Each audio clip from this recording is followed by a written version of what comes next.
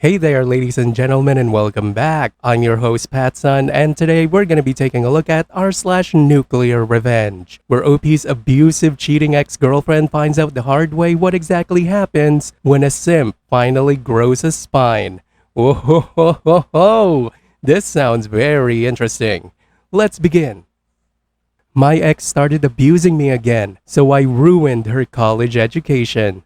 Posted by Reddit user Don't Call Me at 1 a.m. drunk.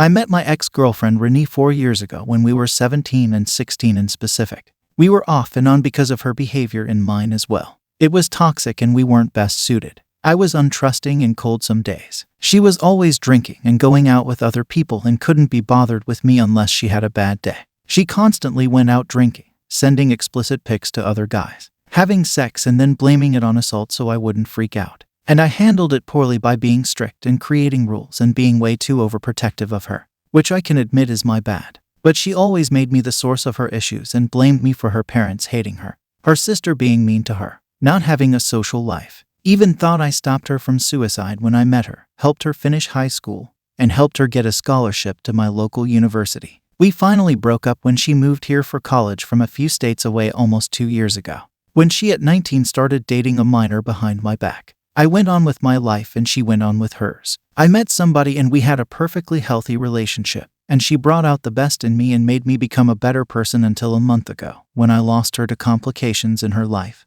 and she had to leave. I grieved as I needed and continued trying to do better like she always wanted for me. Flash forward a week ago when Renee and I ran into each other and started talking again, told her how my life was going. She talked about hers, and we started being friends again. She knew I was grieving, and at first was incredibly sympathetic, and I figured we could have a good friendship.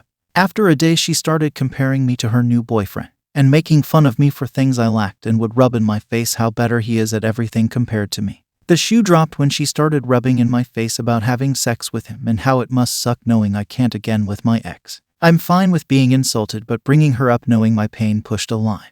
I told her to knock it off and don't talk about it, and she proceeded to treat me like a client at her job. She helps mentally disabled people and knows I have a slight disability, and kept telling me that if I don't want to be talked to like that, then stop telling her what to do. She gets drunk one night and starts yelling at me about our relationship and all the issues she endured for being with me. I apologized and made my amends because I can agree I wasn't always the best. Never expected her to apologize for hers, but made clear how sorry I was for my part, as I know I wasn't always correct, and she finally went to bed. Next night she calls me at 1 a.m. She gets incredibly drunk, starts calling me names and saying I'm mean because she's bringing up sex with her boyfriend and how she's doing it while texting to me, and I get sick of it and tell her to go away. She makes comments she's gonna keep screwing him, to where I make a comment of that's nice, now if only he could satisfy, which brought her boyfriend into a rage and threatening to shoot me. And then Renee pipes up and says she should go find my ex and tell her how horrible I used to be, and ruin everything so if the day comes where she can come back, she will never want to see me again.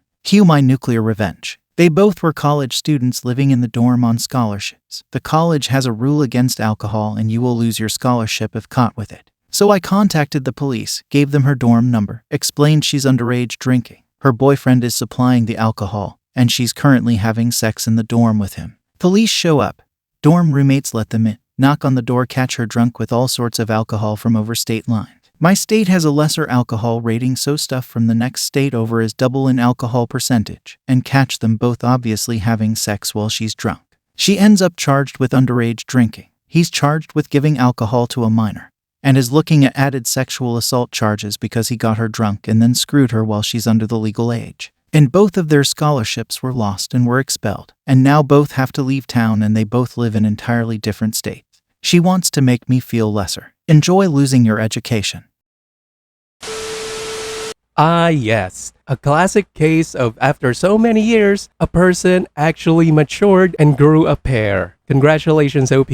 You made it. You make us all so proud. You make your creepy Uncle Patsun proud. Your ex-girlfriend though? Yeah, another classic case. But this time, it's the some people just never change type shit. Look, I believe in giving people the benefit of the doubt, but treating you badly again after all those years? Yeah, you'd made the right decision, dude. That's it. No more chances. From the sound of your story, it looks like only 2 or 3 years have passed since the two of you have broken up. And trust me, no toxic person matures enough in that amount of time, especially not a fucking 19-year-old. I know that when people are younger, 6 months, 1 year, or maybe even 2 years feels like a lot of time has passed and you're potentially reconnecting with a whole new different person. But in reality, it's barely any time has passed at all. It's such a short amount of time. Good on you, OP, for potentially wrecking her life. I just hope she learns her fucking lesson. Good luck and continue being the better version of yourself. And now, for today's second story. Am I the asshole for exposing my parents' favoritism? Posted by Reddit user Just a Big Brother. My parents have always favored my younger brother. I was by no means unloved, but it was blatantly obvious who they cared about more. I worked a part-time job to get my first car, but my brother got one as a present. It wasn't new, but was much newer than my car. It was the same with just about anything else, like clothes, video games, and cell phones. I'm 18 and am taking a gap year before community college to work a full-time job and save money for tuition. But a while back I heard my parents talking about how much they were going to pay for my brother's tuition. I secretly recorded the conversation from around the corner, and then came out asking my parents why they were going to pay for my brother's college, but not mine. They didn't notice my phone was recording and just said that my brother needs more help. I asked how so when I wasn't getting any sort of scholarship, and he likely wouldn't either. Then I asked a few more questions about why things have always been this way. They got mad and my father told me that perhaps it's time I moved out because they are sick of keeping a roof over my head. I pointed out I pay rent, but they didn't care. I left the room and in a fit of rage uploaded the video to 2 different social medias I have and ranted about how this is how my parents have always been. Well, a few hours my parents were pounding at my door. My dad was screaming at me about how I made them look bad. We fought some more and they left the room fuming. My grandparents contacted me later and said they were appalled, then came to visit with a lot of the family the next day. There was a huge family intervention and my parents were made to sit on the couch and look at their feet while being told off.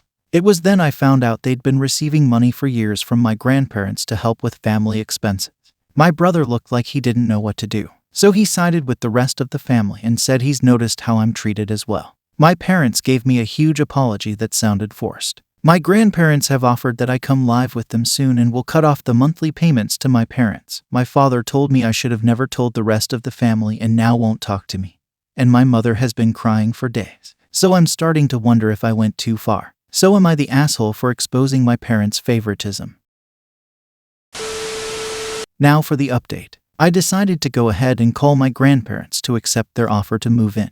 During the phone call, I asked them why there was monthly payments being sent to my parents. Turns out my parents were living beyond their means for a while, because my mother quit her job to be a full-time stay-at-home mom.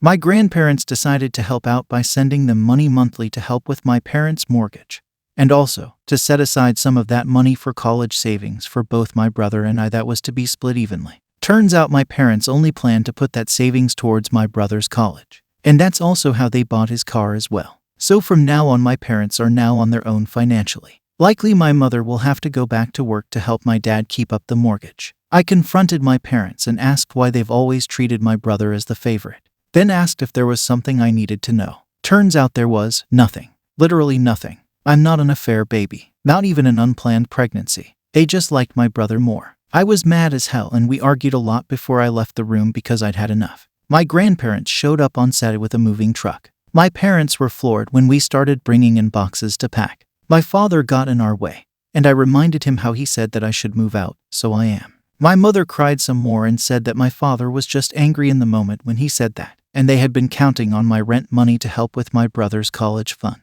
I asked if that meant he would never have had to pay rent like I did when he turns 18. My father then said that since I was taking a gap year to work, then my rent money could have helped my brother, which means they never intended for him to get a job while going to college. My grandpa was enraged and confronted my father, saying he raised him better than this. He chewed him out, saying he's never been more disappointed in him, and they will no longer receive any more financial support. Then said he'd disown them both if they ever tried to retaliate against me for exposing them. My father backed down and neither he or my mother said another word to me. I had a bit of an awkward conversation with my brother as we said our goodbyes to each other. And that was it. I just got in my car, waved and drove off. I'm now fully moved into my new room at my grandparents' house. It's a little smaller, but nice, and my grandparents are very welcoming. I'm going to keep working hard to move forward from here, and I appreciate everyone's support. OP, at this point, any doubts you may have had, they should have disappeared. You're leaving forever, and their only thought was, but what about money for us and your brother? Yeah, OP, your parents are irredeemable assholes. Be happy that you're leaving them forever. Also, I really like your grandparents. They're protective, supportive, and your grandfather, he sounds like a true Giga Chad. Make sure to keep the both of them close. They will both be an amazing role model for you growing up, OP. Good luck. I know you can get through this. Viewer support is the best way for me to remain independent and continue bringing you these daily videos, which will always be here on my YouTube channel for you to watch absolutely free. So consider clicking that super thanks just below the video title, or you can use my PayPal in the description box down below. Thanks for listening, everyone.